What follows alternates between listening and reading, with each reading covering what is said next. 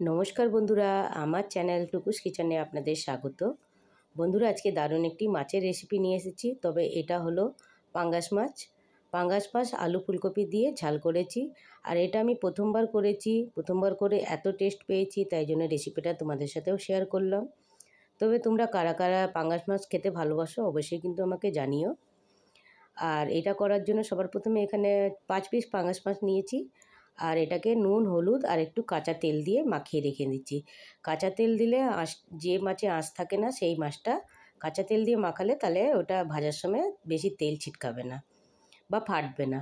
আর এখানে নিয়েছি 2টো মিডিয়াম সাইজের আলু আর একটা ফুলকপি, সেটাকে একটু নুন দিয়ে ভাপিয়ে নিয়েছি। এই যে মশলাগুলো দেখে নিলে, মশলাগুলোর মধ্যে ছিল পেঁয়াজ, টমেটো, কাঁচা লঙ্কা, আদা, রসুন।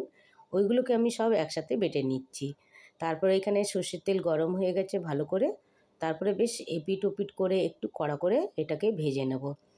তবে পাঙ্গাস মাছে কিন্তু কাঁটা খুবই কম হয়। আর এটা যে করেছিলাম এত টেস্ট, সেটা আর বলে বোঝাতে পারবো না। তবে এখন যেহেতু ফুলকপি সিজনে আছে, তাই জন্য আমি এটা ফুলকপি দিয়েই করলাম। আর আমি প্রথমবারই করেছি, আর প্রথমবারে এত ভালো হবে সেটা আর আমি ভাবতে পারিনি। আগে জানতাম না এর টেস্ট। তারপরে মাছগুলো যখন লাল লাল করে ভাজা হয়ে গেছে, সেটা বার করে নিয়েছি ভেজে। তারপরে সেই তেলের মধ্যে একটু নুন হলুদ দিয়ে আলুগুলোকেও ভেজে নেব। তবে আলুগুলো একটু যেহেতু বড় সাইজে কেটেছি, তাই জন্য একটু ঢাকা দিয়ে এটাকে ভেজে নিচ্ছি। বেশ আলুগুলোও লাল লাল যখন ভাজা হয়ে গেছে, এটাকেও বার করে ওরই মধ্যে আলুটা বার করে কপিটাকেও ভেজে নিচ্ছি সামান্য একটু নুন আরও হলুদ দিয়ে।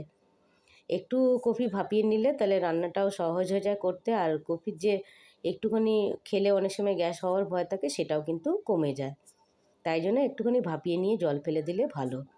তারপরে সেই তেলের মধ্যে দিয়ে দিচ্ছি গোটা জিরে, শুকনো লঙ্কা, তেজপাতা আর একটুখানি এখানে গরম মশলাও আমি গোটা দিয়েছি। আর একটা পেঁয়াজ স্লাইস করে দিয়েছি পাতলা পাতলা কেটে।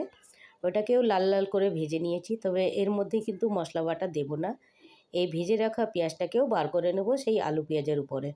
এটাকে বার করে নিলে তাহলে যে বাটা মশলাটা, সেটা কিন্তু কষাতে সহজ হবে আর টেস্টটাও ভালো আসবে, ভালো মতন বেশ কষিয়ে যাবে।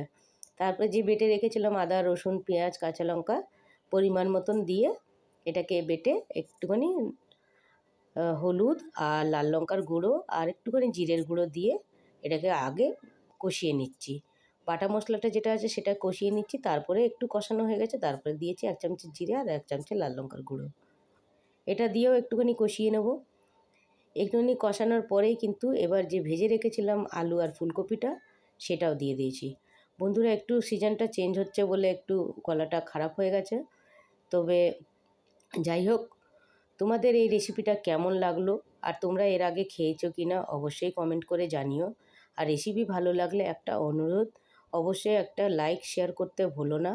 আর যদি নতুন হয়ে থাকো তাহলে চ্যানেলটাকে সাবস্ক্রাইব করে পাশে থাকা বেল আইকনটাকে প্রেস করে অল করে দেবে, যাতে আমার আপকামিং ভিডিওগুলোর নোটিফিকেশন তোমরা সহজেই পেয়ে যেতে পারবে। তারপরে এই যে কষানো হয়ে গেল, তো পরিমাণ মতন জল দিয়ে এটা বেশি একবার ফুটে গেলে তারপরেই মাছটাকে ঢেলে দিয়ে ওর মধ্যে আরেকটু ফুটিয়ে নিতে হবে।